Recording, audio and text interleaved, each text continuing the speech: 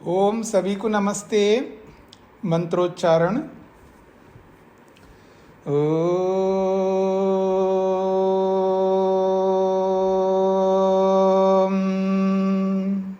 सहनाववतु सहनौ भुनक्तु सह वीर्यं करवावहै तेजस्विनावधीतमस्तु मा विद्विषावहै।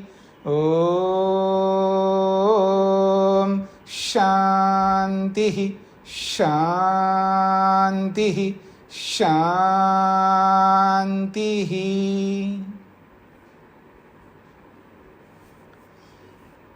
योग दर्शन की 64वीं कक्षा है। समाधिपाद के 23 सूत्रों को हमने पूरा किया है। यहाँ यह बात विशेष रूप से ध्यान देने योग्य है, पहले सूत्र से लेकर के 22वें सूत्र तक कोई ऐसा प्रसंग नहीं आया है जहाँ ईश्वर शब्द आया हो। पहले सूत्र से लेकर के 22वें सूत्र तक जो भी बातें हुई हैं, मन की बात हुई है, समाधि को प्राप्त करने की बात हुई है।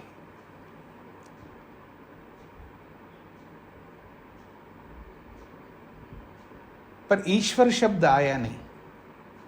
तो पहली बार 23वें सूत्र में ईश्वर शब्द का प्रयोग हुआ है। ईश्वर प्रणिधान करने से समाधि अति शीघ्र प्राप्त होती है। अब यहां पर ध्यान दीजिएगा, तो आपने जब ईश्वर शब्द का प्रयोग किया है तो यहाँ प्रश्नकर्ता के मन में प्रश्न स्वाभाविक रूप से उत्पन्न होगा कि एक तो ये संसार है जिसको हम देख रहे हैं प्रत्यक्ष, एक हम स्वयं आत्मा है जिसको पुरुष शब्द से कहा जाता है। तो सृष्टि और पुरुष आत्मा से भिन्न ये ईश्वर कौन है? अभी तक तो सृष्टि सामने आई है, संसार सामने आया है और पुरुष जीवात्मा है, मन है, ये सब आया है, लेकिन ईश्वर आया नहीं अभी तक। तो एक सामान्य रूप से आप देखेंगे तो प्रश्न उपस्थित हो जाएगा कि ये ईश्वर क्या है। इसी बात को ध्यान में रख करके 24वें सूत्र की भूमिका में ये प्रश्न उपस्थित किया जा रहा है। बहुत महत्वपूर्ण प्रश्न है और इसी प्रश्न और समाधान से सारी भ्रांतियां दूर हो जाएंगी। तो आइए, अथ प्रधान पुरुष व्यतिरिक्त को अयम ईश्वरो नाम इति। प्रश्नकर्ता ये प्रश्न कर रहा है, अथ अब ये बताइए, प्रधान और पुरुष दो ही चीज सामने आई थी अभी तक। प्रधान का अर्थ है प्रकृति, संसार जो दिखाई दे रहा है, और पुरुष यानी हम। तो ये प्रधान और पुरुष, इन दोनों से व्यतिरिक्त, भिन्न, अलग, को अयम ईश्वर नाम, ये ईश्वर नाम वाला पदार्थ कौन है? ये अचानक ऐसे ही आप क्यों ले आए ईश्वर शब्द को? शब्द कहिए, ये ईश्वर नामक व्यक्ति, वस्तु कहिए। अभी तो प्रधान प्रकृति को छोड़ो, संसार को छोड़ो, संसार के वैभवों को त्याग करो। ये रूप, रस, गंध, स्पर्श, शब्द आदि जो भी विषय है, ये सब प्रधान है, प्रकृति है, पुरुष, ये संसार है। इसी को प्रधान शब्द से कहा है। और पुरुष है हम स्वयं आत्मा। तो इन दोनों के अलावा ये ईश्वर नाम जो आप बीच में ले आए हैं, 22 सूत्रों में कहीं चर्चा हुई क्या ईश्वर की? कोई चर्चा नहीं हुई। तो अब ये ईश्वर एक नया तीसरा तत्व कहां से ले आया? यानी ये भूमिका कौन प्रस्तुत कर रहे हैं? महर्षि वेदव्यास। और उत्तर भी पतंजलि देंगे अब इसका उत्तर। तो इससे क्या समझ में आ रहा है आपको? किसी को स्पष्ट हो रहा है जो मैं कहना चाह रहा हूं? भाष्य करने वाले महर्षि वेदव्यास है और महर्षि वेदव्यास ने इसका भाष्य किया है। इनका दर्शन नहीं है। योग तो पतंजलि का है, उस पर भाष्य किया है ना। पर महर्षि वेदव्यास का अपना दर्शन है जिसको आप वेदांत कहते हैं। जो महर्षि वेदव्यास यहाँ पर प्रकृति और पुरुष से भिन्न ईश्वर की चर्चा कर रहे हैं, तो वो ही वेदव्यास ये कैसे कह सकते हैं जगत मिथ्या, ब्रह्म सत्यम जगत मिथ्या। दुनिया में एक ही वस्तु है जो भगवान है, भगवान के अतिरिक्त कोई दूसरी वस्तु है ही नहीं है, वो कैसे कह सकते वो।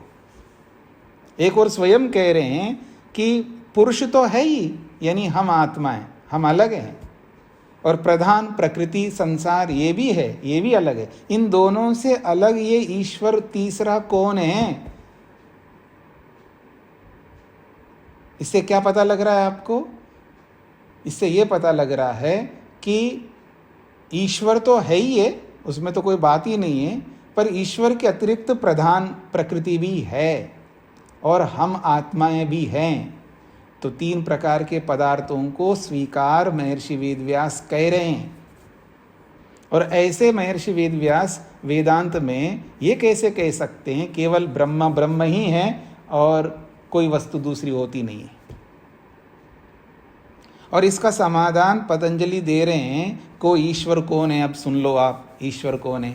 आपने जो प्रश्न किया है कि संसार रूपी प्रधान प्रकृति और मनुष्य रूपी जीवात्मा रूपी पुरुष, इन दोनों से अलग वो ईश्वर कौन है, उसकी परिभाषा कर रहे हैं महर्षि पतंजलि।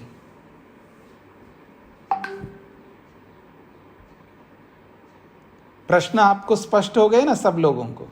यानी तीन तत्व को सामने रख कर के बात हो रही है, केवल एक तत्व नहीं है, केवल ब्रह्म नामक एक ही तत्व नहीं है दुनिया में। तो वो कहते हैं क्लेश कर्म विपाक आशयैः अपरामृष्टः पुरुष विशेषः ईश्वर। वो ईश्वर की परिभाषा कर रहे हैं। प्रश्नकर्ता ने पूछा है ये ईश्वर कौन है? जो आपने ईश्वर प्रणिधान करने के लिए बोला है कि आखिर वो ईश्वर होता कौन है, उसकी क्या विशेषता है जिसका प्रणिधान करने के लिए आपने बोला है और जिसको सब कुछ आंख मीच करके समर्पित करने की बात कही है। सब कुछ समर्पित करना है उसको। आप इस समर्पण को समझना चाहते हैं और अच्छी तरह व्यापक रूप से आर्याभिविनय पढ़ लेना। महर्षि स्वामी दयानंद सरस्वती जी का आर्याभिविनय। आर्याभिविनय में एक मंत्र आता है, बहुत बड़ा मंत्र है यजुर्वेद का। यज्ञेन कल्पन्ताम आत्मा यज्ञेन कल्पन्ताम, ऐसे बहुत बड़ा मंत्र है। उस मंत्र की व्याख्या में स्वामी दयानंद सरस्वती कहते हैं ये भी समर्पित कर दो भगवान को, ये भी समर्पित कर दो, ये भी समर्पित कर दो, सब समर्पित कर दो, और अंत में कुछ नहीं बचा, आप आत्मा बचो, अपनी आत्मा को भी भगवान में समर्पित कर दो। ये स्वामी दयानंद नहीं कह रहे हैं, साक्षात वेद मंत्र कह रहा है। समर्पण में कुछ बचा के नहीं रख सकते हम, बस ये दे देते हैं। जैसे नचिकेता का पिता ने दिया था, चलो ये बूढ़ी गायें हैं दे दो, ये काम के नहीं है ये दे दो। आप लोग भी तो करते हो ना ऐसा, घर का रेनोवेशन करते हैं या घर को बदलते हैं, तो जो भी करते हैं आप, तो उसमें पुरानी जो आपको लगता है ये हमारे काम की नहीं है, चलो दे दो किसी को ऐसे ऐसे। जैसे हम लोग देते हैं तो अच्छा अपना रखा और जो भी दिया दे दिया। मैं ये नहीं कहना चाह रहा हूँ, इसमें नहीं जा रहा हूँ ऐसा देना गलत है या सही है या उचित है अनुचित है, इसमें नहीं जा रहा हूँ, उसमें नहीं जा रहा हूँ। आप उसमें कितनी चर्चा कर सकते नहीं जी, फिर इसका मतलब ये थोड़ा है कि हम सब दूसरों को बांट देंगे तो हमारे पास में क्या बचेगा, हमने इतना मेहनत किया। बिल्कुल आप रख सकते हैं जी, आप ऐसा कर सकते हैं। ये किसके लिए कर सकते हैं? जो असहाय लोग हैं उनके लिए कर सकते हैं, उनके लिए वही बड़ी चीज है। पर वही चीज हमको देने लगे तो आप ये भूल करते हैं। आप जो असहाय लोगों के, असहाय का मतलब है जो कमज़ोर हैं, जो धन से कमज़ोर हो सकते हैं, जो बल से कमज़ोर हो सकते हैं, जो मकान से कमज़ोर हो सकते हैं, ऐसे असहाय लोग होते हैं, जो गरीब जिसको आप कहते हैं, उनको आप आपके अनुपयोगी चीज़ उनको देते हैं, इसमें कोई गलत नहीं है, क्योंकि उनके पास है ही नहीं है, उनके पास कुछ नहीं है, तो कुछ मिल रहा है उनकी योग्यता के अनुसार मिल रहा है, इसमें कोई बात नहीं। आप गलत करते हैं ऐसा नहीं है, लेकिन वही गलती वो आप हमारे साथ करें तो करते ही हैं, हमारे साथ करते हैं। अच्छा ये हमारे उपयोग की नहीं तो दे दो बाबा जी को, दे दो गुरुकुल में, दे दो उनको, यानी गुरुकुल के लोग वो पुरानी चीज़ें क्यों ले?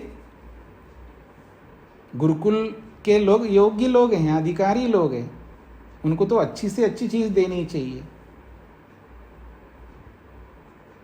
आपके लिए अनुपयोगी है तो उनके लिए भी अनुपयोगी है वो। हाँ, ये हो सकता है कि आपने दो चीज़ें खरीदी हैं, अच्छी चीज़ें हैं, और एक आपके लिए उपयोगी है और एक तो उसका रख कर के क्या करना, ये तो हम यूज़ एक ही तो कर सकते हैं, तो वो आप दे सकते हो। लेकिन वो नहीं कर सकते हैं आप पुराने टीवी हटा दो जी, ये ब्रह्मचारी को दे दो या गुरुकुल में दे दो, हम नई टीवी लगाएंगे। ये फर्नीचर जो है पुराना हो गया, इसको दे दो उनको और हम नया फर्नीचर। ये गलती योग्य लोगों के साथ आप नहीं कर सकते। आप जो यूज करते हो तो वो उससे बढ़िया दो तो आपका पुण्य मिलेगा, आपको तो पुण्य मिलेगा, अच्छी चीज। लेकिन जो आप यूज नहीं कर सकते, ऐसा अधिकारी यानी भिक्षुक व्यक्ति को आप ऐसा नहीं कर सकते, चाहे वो ब्रह्मचारी हो, चाहे सन्यासी हो, चाहे वानप्रस्थी हो।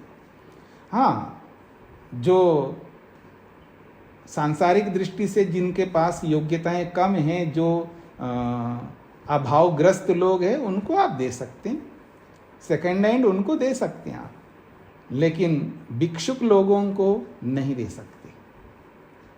ये आपको समझ में आ रहा है क्या कहना चाह रहा हूं मैं जी?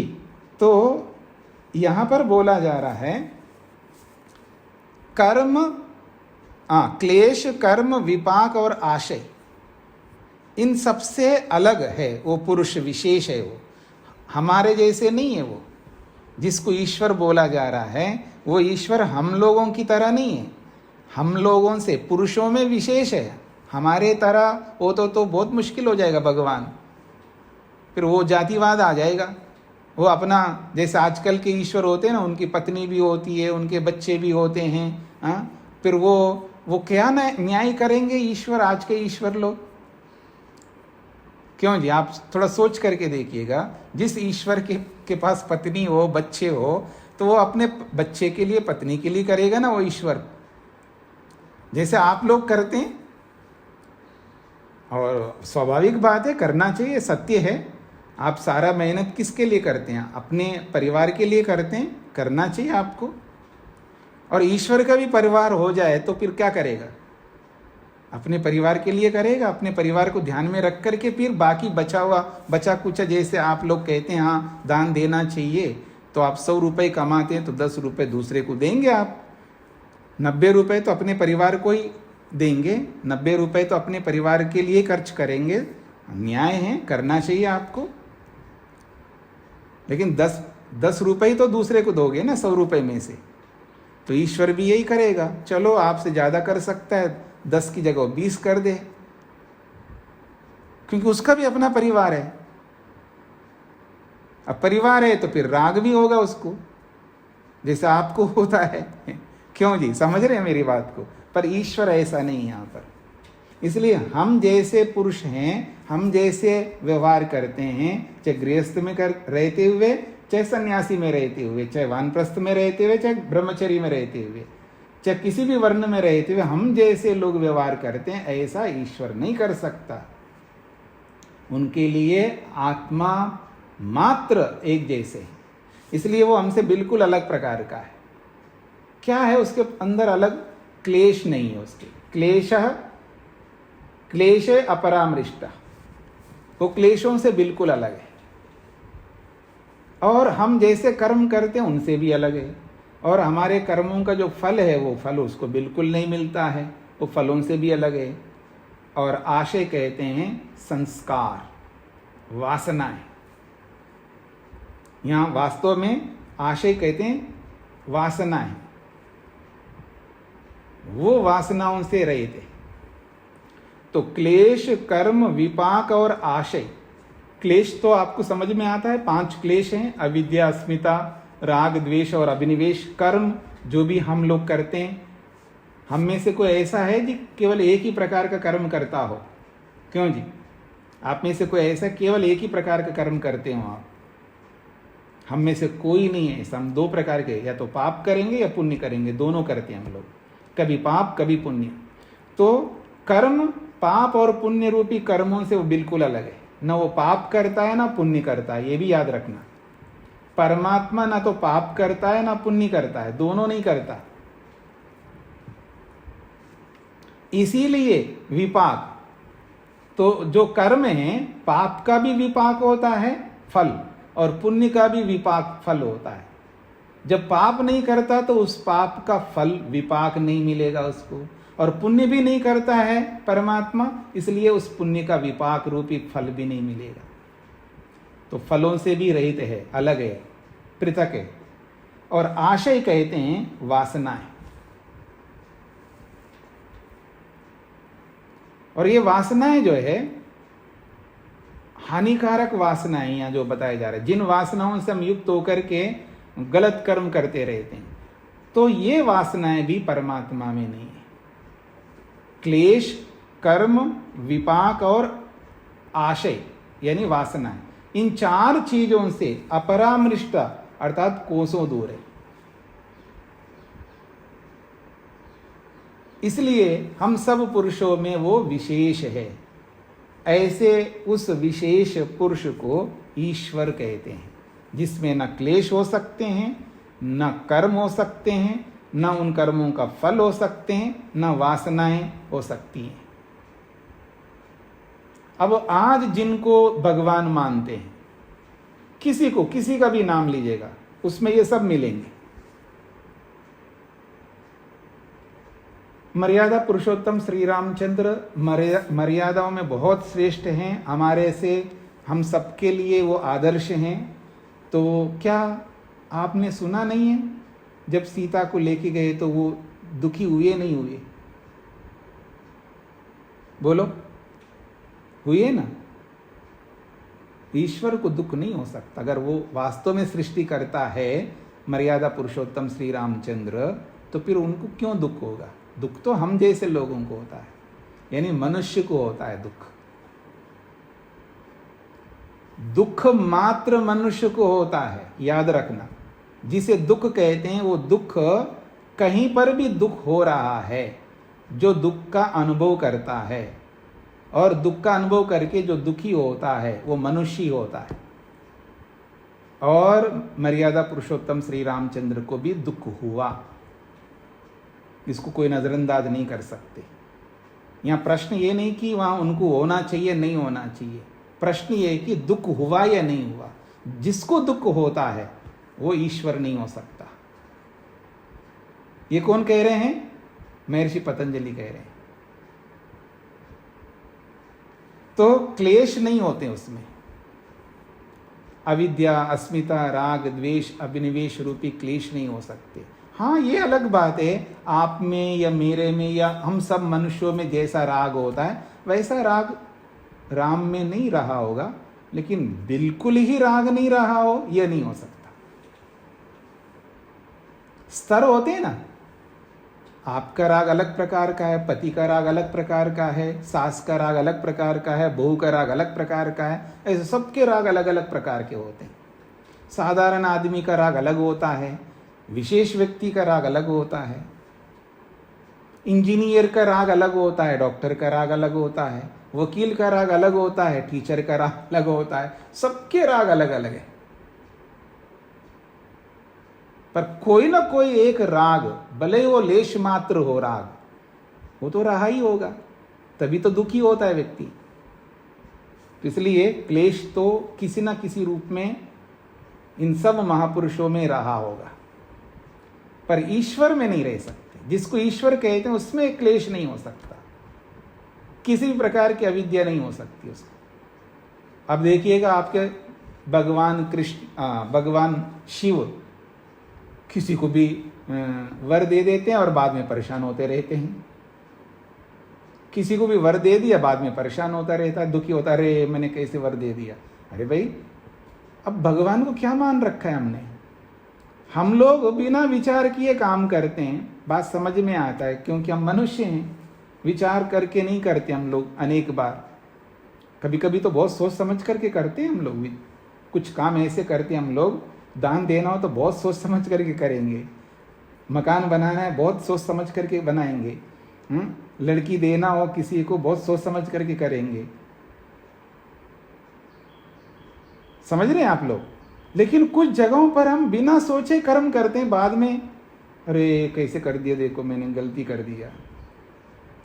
और वही शिव करता हो, मान लो वो भी शिव करे, ऐसे बिना सोचे वर दे दी, उसके बाद सोच अरे इसको वर दे दी, यही तो यही मेरे को मारने को आ रहा है।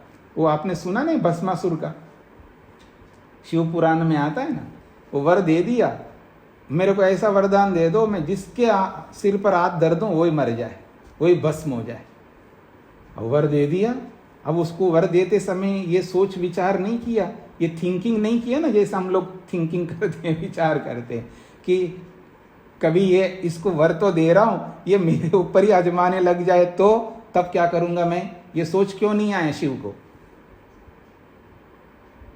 आप सोच के देखिएगा, ये सोच क्यों नहीं आया उस शिव को कि अगर मैं इसको वर तो दे रहा हूं, ये मेरे ऊपर ही आजमाने लग जाए तो क्या होगा। और दे दिया बिना सोचे, और दे दिया तो भस्मासुर को लगा कि अब मैं तपस्या कर रहा था, जहां तपस्या वहां भीड़ थोड़ी होती है, कोई आदमी और दूसरा थोड़ा होगा, एकांत में तपस्या होती है। और तपस्या एकांत में कर रहा था और प्रत्यक्ष हो गए शिव। उनका यही काम है, जो भी तपस्या करेगा और उसको प्रत्यक्ष होना है और उसको वर देना है, और दे दिया उन्होंने। अब उधर इधर देखा, कोई आदमी दूसरा है ही नहीं है, मैं कैसे मानूंगा आपने वर दिया सही दिया नहीं दिया, उसका एक्सपेरिमेंट तो करूं। उसने देखा इधर उधर कोई आदमी नहीं दिखा, एकांत में कौन दिखेगा भगवान के अलावा, इसलिए उसने सोचा मैं उसी के ऊपर लगाने लगा हाथ। तब वो भागे लगे, भागते गए, सिर छुपाते रहे। क्या भगवान है, क्या नाटक चल रहा है, दिमाग में नहीं आता। भगवान ने हमको बुद्धि नहीं दिया या कद्दू दिया, क्या दिया है? हम पढ़े लिखे लोग भी होते हैं, हमको क्यों नहीं समझ आता है कि ये सब सुनते हुए हमको हमारे मन में ये सोच नहीं आएगा कि ये क्या हो रहा है, ये बच्चों वाली बात। भगवान भागा जा रहा है और हम लोग भगवान फिर भी मान रहे उसको ऐसा। और फिर विष्णु को आना पड़ा बीच में, इंटरफियर करता है वो, उसका काम ही यही होता है, जहाँ भी गड़बड़ होता है ना वहाँ उसको सही करता है विष्णु भगवान। फिर वो आकर के, फिर वो स्त्री का रूप धारण करके उसके साथ नाटक करके उसको नचा करके। अब नाटक में नृत्य तो नृत्य होता है, अलग अलग कलाएं होती हैं नृत्य के, वो उसी के हाथ उसी के सिर पर रखने का नाटक रचा और फिर वो स्वयं भस्म हो गया। तब शिव का पिंडा छूटा है। ऐसे हमारे भगवान होते हैं। ये हमारे लिए ऐसे ऐसे कहानियों को सुन करके हम पर लोग हंसते हैं, कुछ लोग जो हमारे इन भगवानों को न मानने वाले। अब कहानी रचो तो ऐसा रचो ना, सुपर पावर दो ना उस भगवान को कि वो ऐसे बचकाने वाली बातें ना करे। लेकिन लोगों ने सोचा नहीं इस तरह का, उनको ये समझ में नहीं आ रहा है। कई बार हम दोषों को भी गुणों के रूप में देखने लगते हैं, दोषों को भी गुणों के रूप में देखने लगते। जैसे रणछोड़, कृष्ण जो है जरासंध ही था ना, उससे डर करके भागते रहे, क्योंकि उनके पास उतना बल नहीं था। और जब बल हो गया तब उसका किया जो करना था।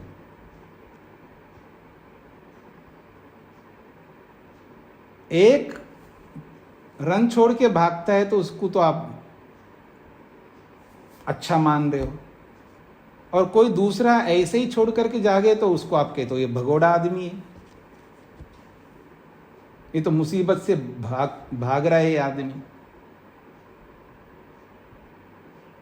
तो इसको हमें समझना है। मैं ये नहीं कहना चाह रहा हूं मैं कि भगवान का कोई अवहेलना तो मैं कर ही नहीं सकता जिसको वास्तव में भगवान कहते हैं। ना मेरे को कृष्ण का अवहेलना करना है, ना राम का करना है, ना मेरे को करना, ना आपको करना, ना किसी मनुष्य को करना है। हमारा वो सामर्थ्य नहीं है उनको अवहेलना कर सके। लेकिन जो भगवान के नाम से अर्थात महापुरुषों के नाम से जो ये गलत कहानियां रची है, उन गलत कहानियों का निषेध कर रहा हूं मैं। कहानी भी रचो तो अच्छा रचो ना कहानी।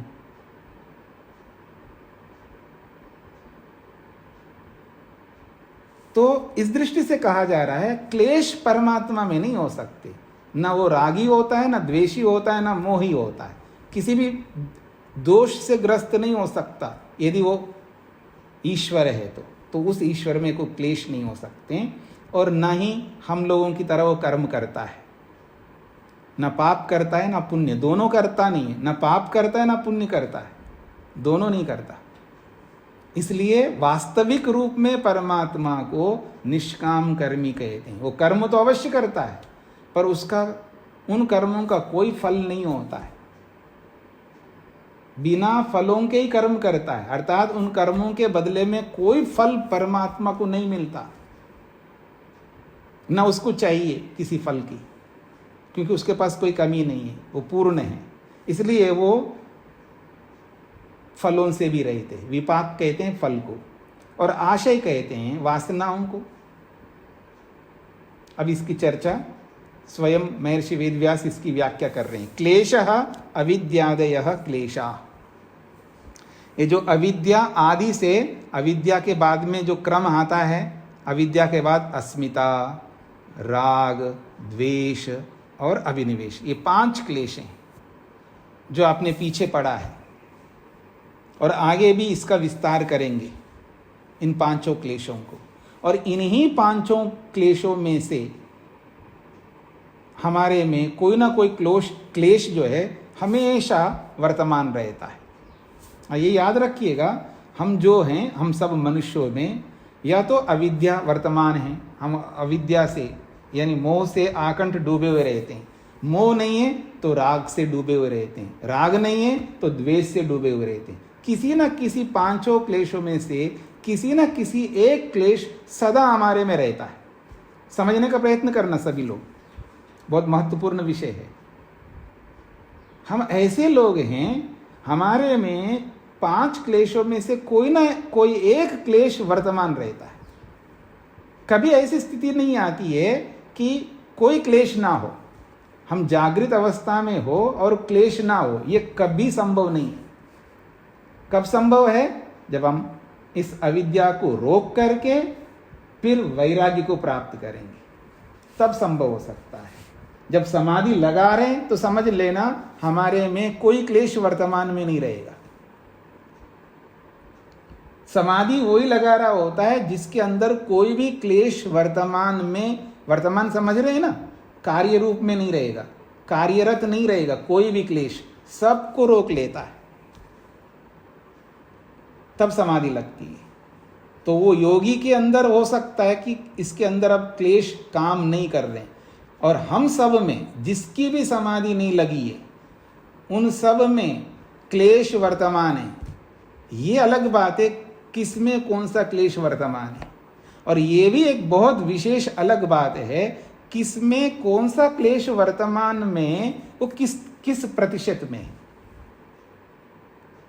किसी में तो 100% वर्तमान हो सकता है, किसी में 10% भी हो सकता है, 5% भी हो सकता है, लेकिन 1% भी हो सकता है, आधा प्रतिशत भी हो सकता है, और उस प्रतिशत को और घटा करके और माइनस में जा करके, पर कोई ना कोई प्रतिशत होगा। ये हमारी योग्यताओं के ऊपर निर्भर करेगा, हमारे स्तर के ऊपर निर्भर करेगा, हमारे व्यवहार के ऊपर निर्भर करेगा। इसलिए क्लेश किस प्रतिशत में है, ये हमारे ज्ञान पर, हमारे कर्मों पर और हमारी भक्ति पर निर्भर है। हम में क्लेश किस स्तर का है। पांचों में से कोई भी एक क्लेश किस स्तर का है हमारे में वर्तमान में, ये हमारे ज्ञान के ऊपर, हमारे अपने विवेक के ऊपर निर्भर करेगा। जितना ज्यादा विवेक उतना ही कम क्लेश, जितने अच्छे कर्म उतना ही कम क्लेश, जितनी अच्छी उपासना उतना ही कम क्लेश। ये समझने का प्रयत्न करना बहुत महत्वपूर्ण है।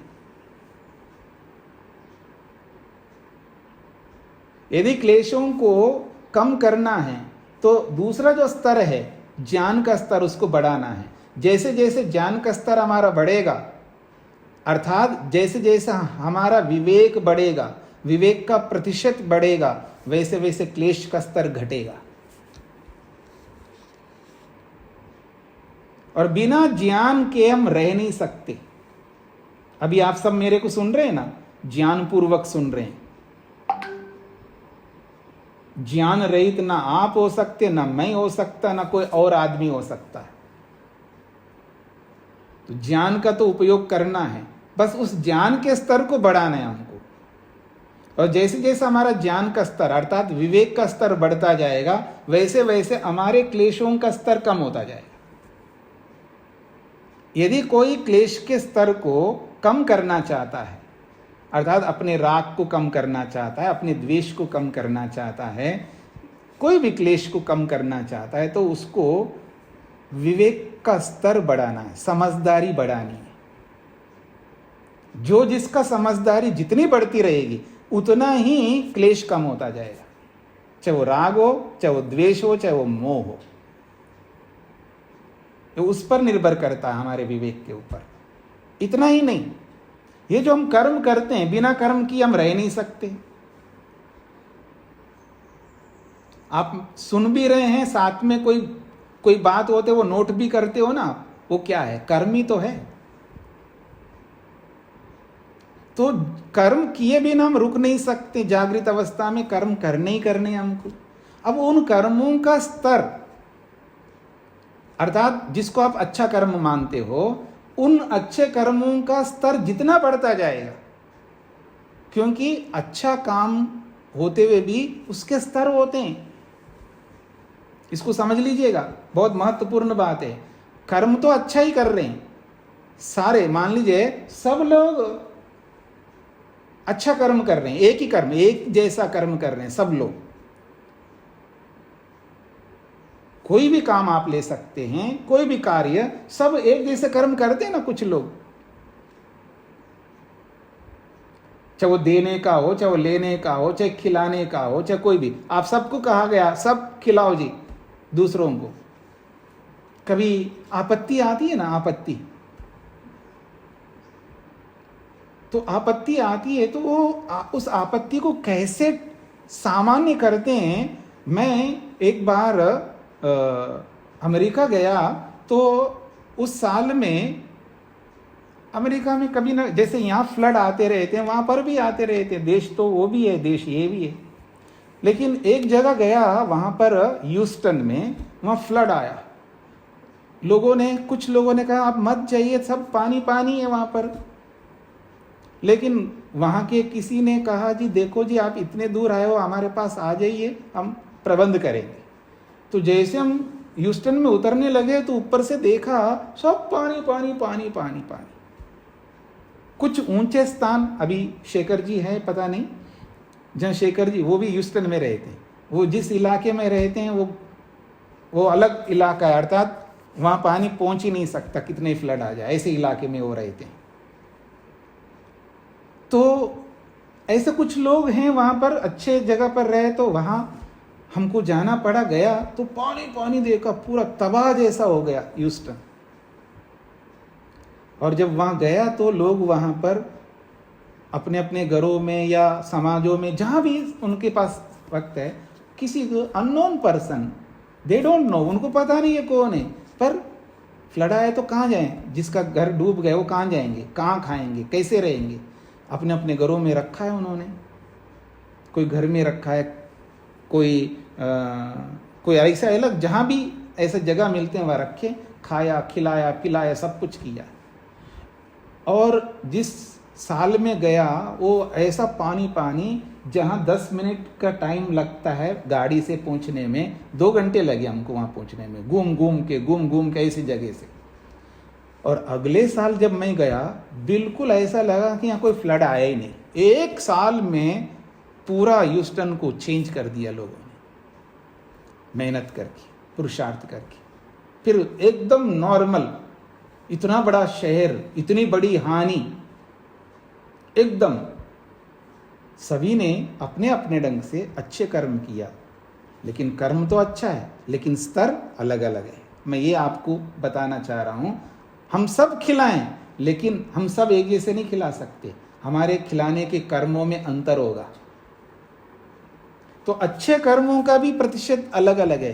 तो हम अपने कर्मों के स्तर को जैसे जैसे बढ़ाते जाएंगे, हम खिला तो रहे हैं, लेकिन खिलाने की क्वालिटी को बढ़ाना होगा जो भी है। तो वो जब हम कोई अच्छा कर्म कर रहे हैं तो उस अच्छे कर्म की क्वालिटी को बढ़ाना होगा। तो जैसे जैसे हमारे कर्म और अच्छे बनते जाएंगे, जैसे जैसे कर्मों का उत्तम स्तर बनता जाएगा, वैसे वैसे वो कम होते जाएंगे। कौन? क्लेश,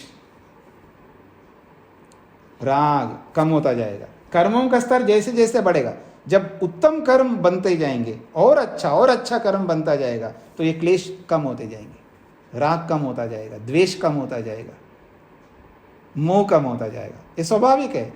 हमारा मोह कम नहीं हो रहा है तो समझ लीजिएगा, आप में से पूछते रहते जी मोह नहीं छूटता है। बिल्कुल नहीं छूटेगा जी, क्योंकि आप अच्छे कर्म कर नहीं रहे हो। आपको बुरा लगना चाहिए इसलिए बोल रहा हूं। आप में से कई लोग कहते रहते हैं कि क्या करें जी, बात तो आप सही कह रहे, लेकिन मोह नहीं छूट रहा है। मोह छोड़ना है तो कर्मों का स्तर बढ़ा दो। इसका मतलब हमारे कर्म का स्तर जो है बहुत निम्न है। अपने अच्छे कर्मों के स्तर को जितना बढ़ाएंगे उतना ही हमारा मोह कम होता जाएगा। तो क्लेश कम तब होंगे जब कर्मों का स्तर बढ़ेगा। जैसे ज्ञान का स्तर, विवेक का स्तर बढ़ेगा तो क्लेश कम होंगे, ऐसे कर्मों का स्तर बढ़ाएंगे तो भी क्लेश कम होंगे। तीसरी बात, क्लेशों के स्तर को कम करने का भक्ति, उपासना, ध्यान, मेडिटेशन, जो भी आप कहते हैं, जैसे जैसे भक्ति बढ़ेगी हमारी, वैसे वैसे क्लेशों का स्तर कम होता जाएगा। अगर क्लेशों का स्तर कम नहीं हो रहा है, मोह कम नहीं हो रहा है, राग कम नहीं हो रहा है, तो समझ लेना भक्ति नहीं हो रही हमारे से। जिस स्तर का भक्ति होनी चाहिए उस भक्ति के स्तर को बढ़ाते जाओ तो क्लेश अपने आप कम होते जाएंगे। ये तो वो वाली बात है, बलवान हमेशा कमजोर को दबाता है। बलवान हमेशा कमजोर को दबाता है, एक सामान्य नियम है संसार का। तो जैसे ही ज्ञान बलवान हो जाएगा तो क्लेश कमजोर हो जाएगा, कर्म बलवान हो जाएगा तो क्लेश कमजोर हो जाएगा, अपने आप हो जाएगा। उसके लिए मेहनत नहीं करना पड़ेगा। ये एक दृष्टि, एक नजर है। देखिएगा, एक तो मैं ये बोलूं, मैं का मतलब जैसे एक राजनेता बोले, वो कहते हैं ये सब गलत करते हैं, ये ऐसे करते हैं, ऐसे करते हैं। एक तो ये बोलते हुए चले आगे बढ़ सकता है, और एक है उसको कुछ नहीं बोलने का है, जो गलत करने वाले स्वयं अच्छा करता जाए, स्वयं अच्छा करता जाए, अपने आप पता लग जाएगा लोगों को। ये भी दृष्टि है, दोनों दृष्टियां हैं। दूसरे गलत करते हैं, गलत को गलत बोलते हुए आगे बढ़ सकता है, और गलत को गलत ना बोलते हुए भी आगे बढ़ सकता है। ये प्रकार है, विकल्प है। अब जो जिसको चयन करेगा उसकी अपनी मर्जी और स्वतंत्र है, लेकिन दोनों तरीके होते हैं।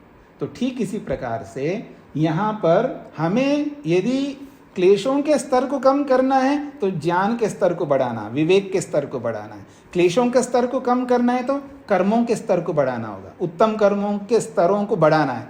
हम अच्छे ही करते हैं, मैं कोई पाप नहीं कर रहा हूं ऐसा आपको लगता है, लेकिन उस अच्छे के स्तर को और बढ़ाइए। जो जो आप अच्छे कर्म करते हैं उनके स्तर को बढ़ाइए। वो शब्दों से नहीं बढ़ने वाले हैं, वो क्रिया से बढ़ेंगे। कर्म तो क्रिया है ना, वो क्रिया और अच्छा करनी होगी, और अच्छी क्रिया करनी होगी, और अच्छी क्रिया करनी। तो उस कर्म के स्तर को जैसे जैसे बढ़ाएंगे वैसे वैसे क्लेश कम होते जाएंगे। ठीक उसी प्रकार भक्ति, उपासना। देखो जी, मैं आज तक कभी बिना संध्या किए मैं नहीं रहा, मेरे को याद नहीं।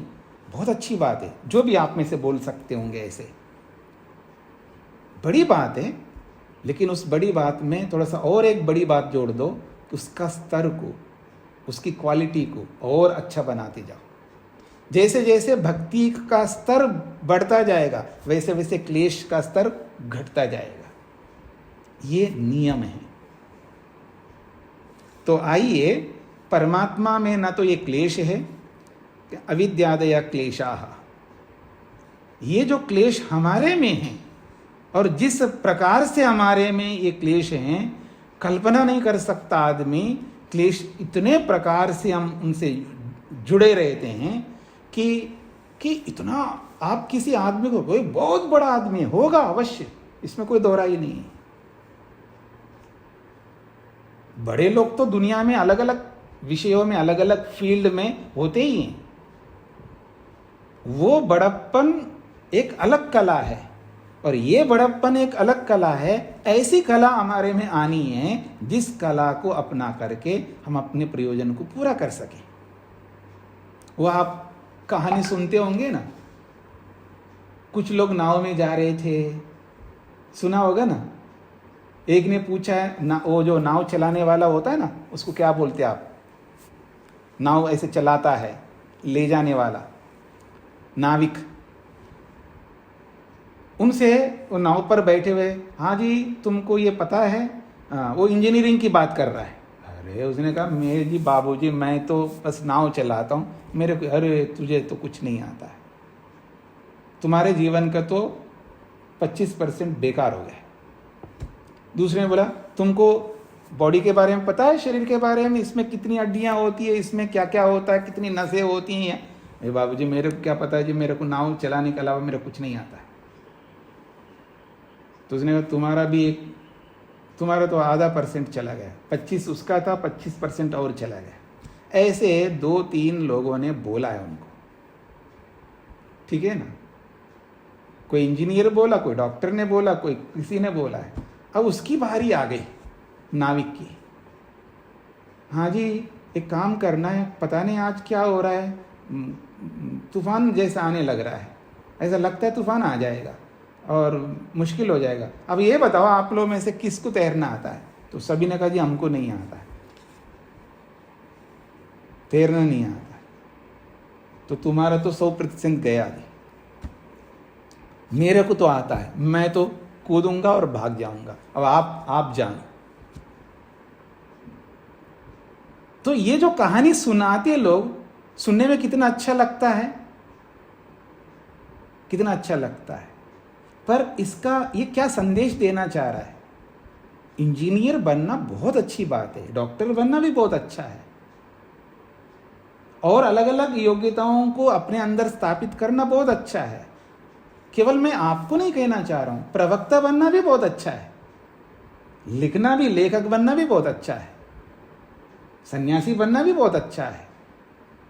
पर ये सब धरे रह जाएंगे यदि ये योग्यता ना हो। कौन सी?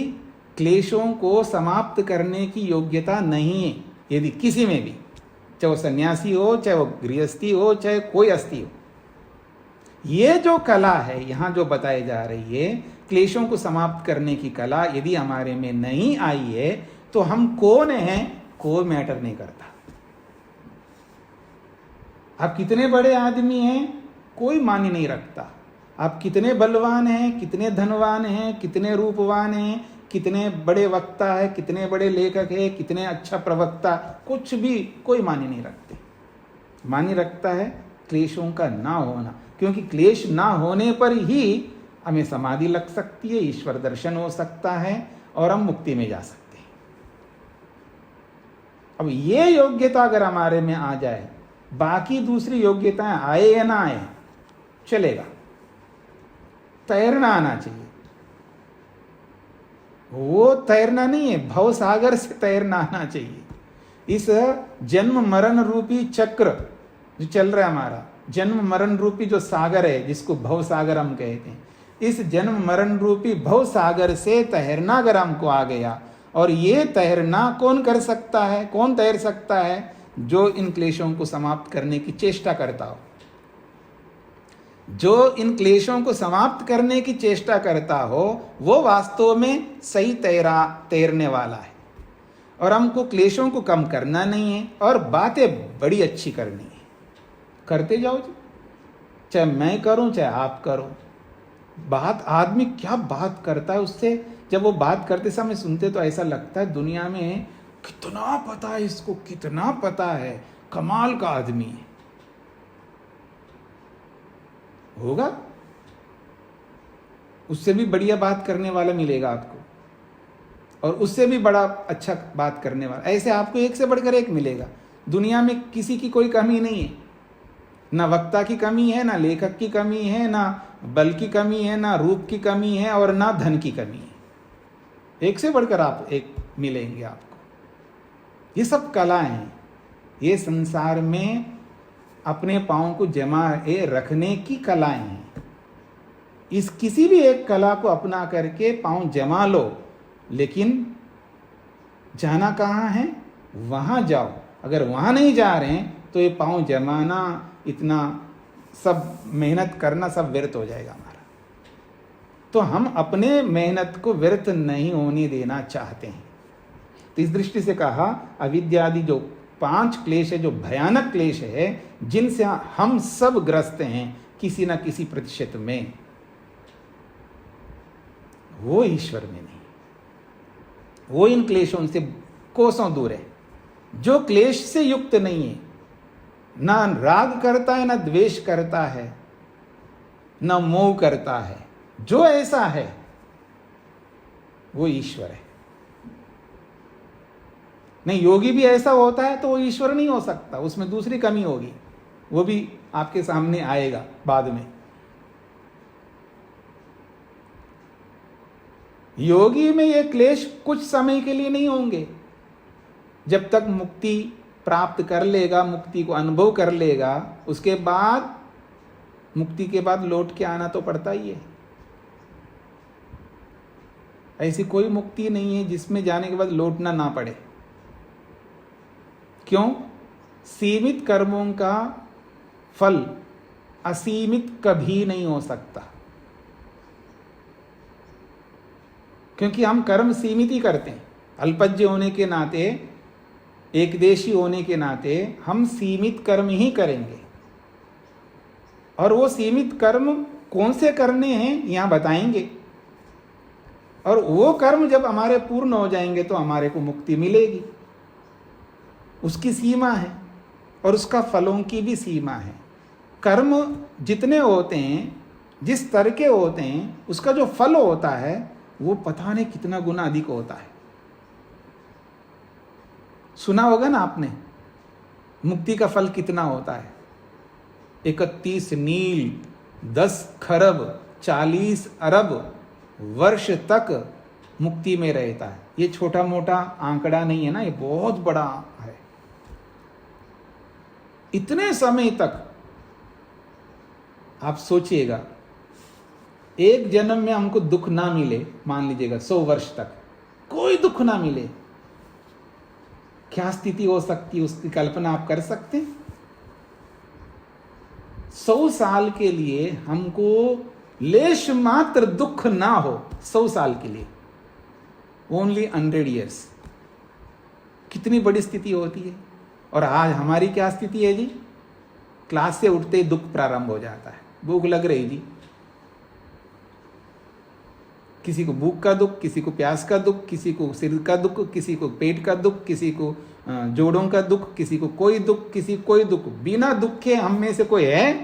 कोई नहीं है। और 100 साल के लिए अगर कोई दुख ना मिले, आप कल्पना करके देखिए क्या स्थिति हो सकती है। यहां तो 100 साल नहीं, 1000 साल नहीं, लाख साल नहीं, करोड़ साल नहीं, अरब साल नहीं, खरब साल भी नहीं, नील 31 नील, आप कल्पना करिए कितना समय होता है। 31 नील 10 खरब 40 अरब वर्षों तक दुख रहित आत्मा रहता है। इसका नाम मुक्ति है। कितना बड़ा फल है देखिएगा, कितनी बड़ी मुक्ति है देखिएगा। और कर्म कुछ ऐसे करने होंगे हमको, क्या भगवान कृपा करता है हम पर, आप सोचिएगा। ना शरीरधारी कोई माँ इतनी कृपा नहीं कर सकती है। शरीरधारी माँ, ना पिता और ना गुरु, ना कोई दुनिया का कोई आदमी, ना पति ना पत्नी, शरीरधारी इतनी कृपा नहीं कर सकते। हाँ, मान लो पति ऐसा हो जाए उठ ही नहीं सकता, उसको हर काम किसी से करना होगा। वो पत्नी 1 साल करेगी, 2 साल करेगी, और उसको ऐसा हो जाए कि वो 50 साल करे उसको, फिर देखना उसको दुख होता नहीं होता है। उसको हे भगवान ये कब छूटेगा, ये ना मर रहा है ना ढंग से जी रहा है ये आदमी, वो नहीं कर सकती है लंबा। हाँ, वो किसका नाम सुनते हैं आप, सावित्री का नाम, जो प्राण लौटा करके लाती है पति के, सावित्री नाम है। हाँ, अब ऐसी सावित्री तो एक ही होगी सावित्री तो एक ही है, दूसरी सावित्री नहीं बनी अभी। कहने का मेरा अभिप्राय ये है, हम इतना मतलब इतनी कृपा नहीं कर सकते जितनी कृपा परमात्मा करता है हम पर।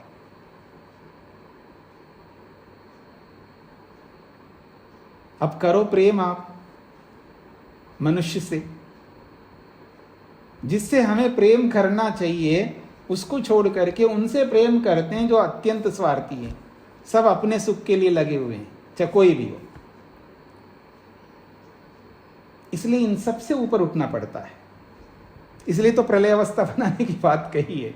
हाँ, वो पूरा प्रसंग को, चैन को तोड़ना नहीं, आप याद रखना, ये जो चैन आप लेके चल रहे हो उस चैन को नहीं तोड़ना। चैन को तोड़ोगे तो परेशान हो जाओगे, भटक जाएंगे आप। चैन को कभी नहीं तोड़ना, इसलिए ऊपर उठना पड़ता है व्यक्ति को। जब उसको ये एहसास हो जाए ये सब मेरे सामने वाले सब, मेरी माँ, मेरे पिता, मेरे पति या मेरी पत्नी या मेरी बेटी, मेरा बेटा, ये सब स्वार्थी हैं, अपने सुख के लिए जीते हैं, उसको समझ में आ जाता है। इतना आसान नहीं है ना कि यूं ऊपर जाना, यूं ऊपर उठना। समझ पैदा करना होता है, विवेक पैदा करना होता है, यथार्थ ज्ञान अपनाना होता है, तब जाकर के हम इनसे ऊपर उठ सकते हैं। नहीं तो इन्हीं के राग में, इन्हीं के द्वेष में, इन्हीं के मोह में पड़े रह सकते हैं। तो ऐसे ईश्वर नहीं कर सकता है जैसा हम लोग करते हैं। इनके राग में, इनके द्वेष में, इनके मोह में रह सकते हैं, ऐसे अविद्यादि किसी भी प्रकार का क्लेश ईश्वर में नहीं है। आप उस क्वालिटी देखिएगा ईश्वर की।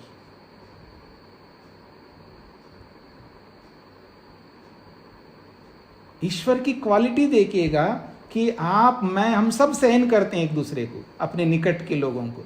पति पत्नी को सहन करता है और पत्नी पति को सहन करती है। माता पिता बच्चों का बहुत दुख देते हैं, माता पिता को बच्चे वो सहन करते हैं। और एक दिन ऐसा आता है माँ बाप को भी बच्चे सहन करते हैं। वृद्धावस्था आ जाती है तो बच्चे सहन करते हैं और बहुत अच्छी सेवा करते हैं, करने वाले करते ही हैं। तो वो भी सहन करते हैं अपने माँ बाप को उनके बुढ़ापा पे। हम एक दूसरे को सहन करते हैं कब तक? हमारी एक सीमा आती है, उस सीमा में सेवा करते करते करते एक दिन हम बोल बैठते हैं अपने आप को। मन में बोलो या वाणी से बोलो, ये शरीर से भी करते हैं ना आप लोग कभी कभी। हाँ जी, याद करो जब पति के लिए जब ऐसा करते हो आप शरीर से, या पत्नी के लिए करते हैं आप शरीर से। नाराज होते हैं शरीर से भी, और दिखता है शरीर से क्रियाओं को करते हुए।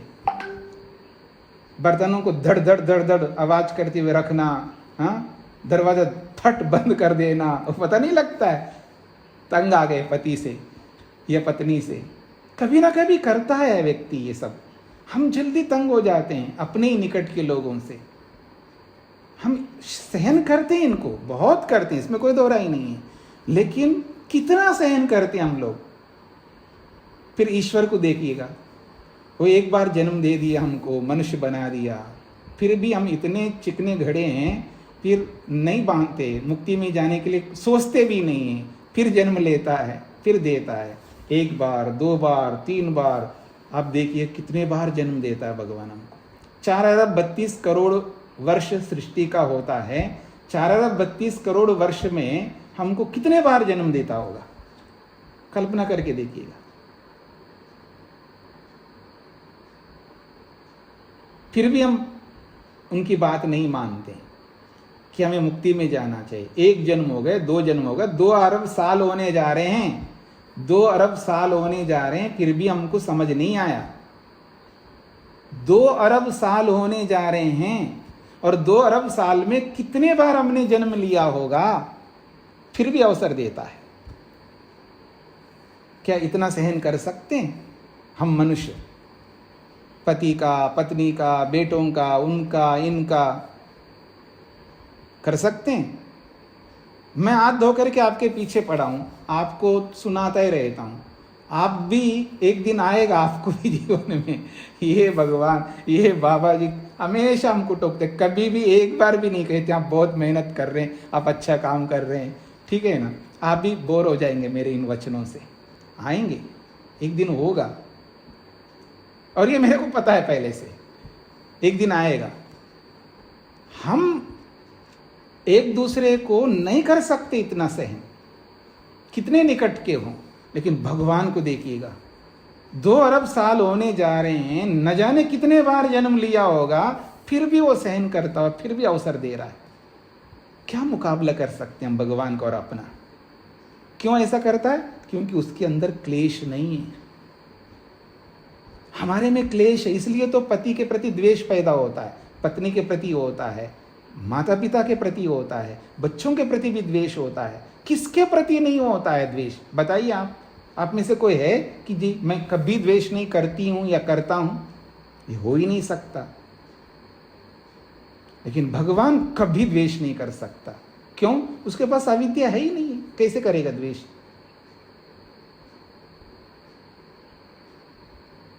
तुम सोने को छोड़ करके पीतल में लगे हुए हैं। इतना अधिक उपकार करने वाले वो पति से, पत्नी से, माँ से, पिता से, गुरु से, सबसे अधिक हित कल्याण करने वाले उस परमेश्वर को छोड़ करके, सोने को छोड़ करके, हीरे को छोड़ करके हम पीतल में लगे हुए हैं। जब ये एहसास होगा, ये जो तुलना हम करने लग जाएं ईश्वर का और अपने निकट के लोगों के साथ में, तो विवेक पैदा होगा। और इसका अर्थ ये नहीं है कि विवेक होने के बाद उनके साथ हम गलत करेंगे। विवेक का अर्थ ये नहीं होता है उनके साथ आप जो डरते हो ना विवेक से, वैराग्य से, आपको समझ में नहीं आ रहा है वैराग्य क्या होता है।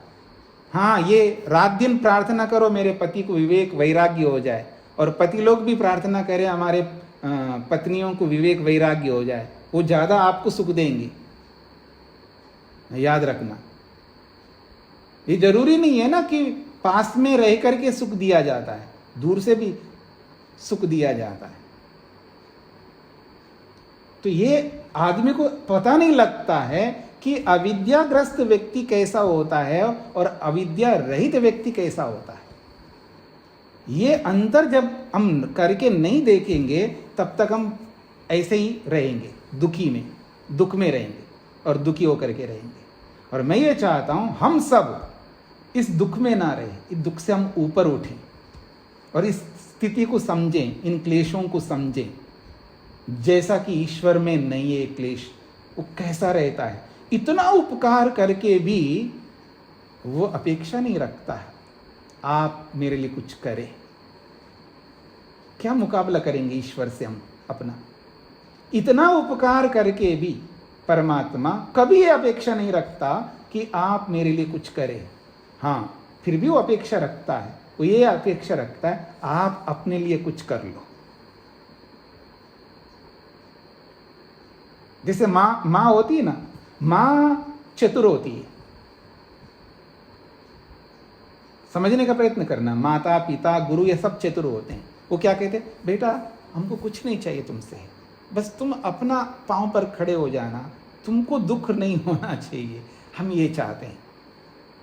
भाषा कैसी है जी, बहुत अच्छी है ना। बेटा हमें आपसे कुछ अपेक्षा नहीं, हमारे पास भगवान ने हाथ पांव दिया है, हम अपने पांव पर खुद खड़े हो जाएंगे, आपसे कुछ अपेक्षा नहीं बेटा, बस आप अपने पांव पर खड़े हो जाना। समझ रहे हैं क्या चतुराई इसमें। बेटा जब अपने पांव पे खड़ा होता है उसको बड़ा सुख मिलता है, मां को, पिता को, गुरु को, क्योंकि वो अपने पांव पे खड़ा हो गया, वो आनंद में जी रहा है, उसके आनंद से ये खुद आनंद लेते हैं और वो उनसे ही मिलता है। याद रखना, ये इस बात को समझने का प्रयत्न करना। उनसे हम पैसा नहीं ले रहे, उनकी सेवा नहीं ले रहे हैं, उनसे कुछ नहीं ले रहे हैं, भौतिक पदार्थ नहीं ले रहे हैं अपने बच्चों से, लेकिन उनके खुश रहने से हमको जो खुशी मिल रही है उन्हीं से मिल रही है।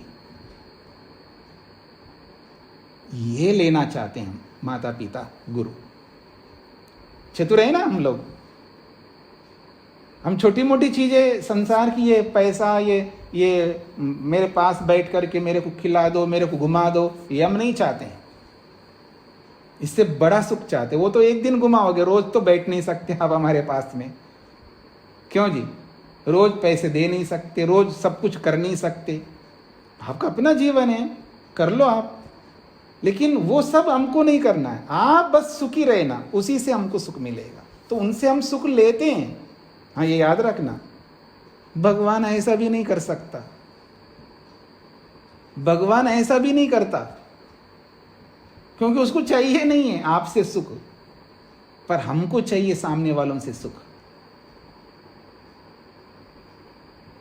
तो इस दृष्टि से ये जो अविद्यादि क्लेश जब हमारे में रहते हैं तो सब दुखों का कारण बनता है। ऐसे क्लेश ईश्वर में नहीं रहते हैं, इसलिए वो इतना उपकार कर पाता है हम पर। अगर उसके अंदर भी एक क्लेश आ जाए ना, फिर वो भी स्वार्थी बन जाएगा, जैसे हम बनते हैं। इसलिए ईश्वर में ये सारे क्लेश नहीं रहते, ये बात कहिए। तो जिसमें क्लेश नहीं रहते, केवल एक जीवन की बात नहीं है।